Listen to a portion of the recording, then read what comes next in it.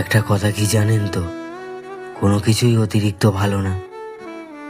যেমন আপনি অতিরিক্ত ভালোবাসলে সহজেই দুঃখ পাবেন, অতিরিক্ত গুরুত্ব দিলে গ্যারেন্টি হেলাফেলা পাবেন, অতিরিক্ত বিশ্বাসে বিশ্বাসঘাতকতা জুটবে কপালে, অতিরিক্ত সহজলভ্য হলে সর্বদা মূল্যহীন হবেন, অতিরিক্ত ভালো হলে সবার কাছে ব্যবহৃত হবেন, অতিরিক্ত সহজ সরল হলে এই গোলকে আপনি একটার পর একটা ধাঁধা পাবেন, অতিরিক্ত নরম হলে আপনাকে ঘাসের মতো মুড়িয়ে দেবে সবাই, অতিরিক্ত মিশুকে হলে ব্যক্তিত্বহীন বলবে। পরিমাপ জানাটা ভীষণ জরুরি।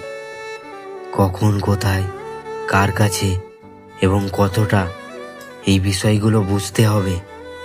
5 টাকার কাপে 5 টাকার চা ঢালা শিখতে হবে, না হলে টাকা এবং চায়ের অপচয় কাপ করছে না, আপনি করছেন।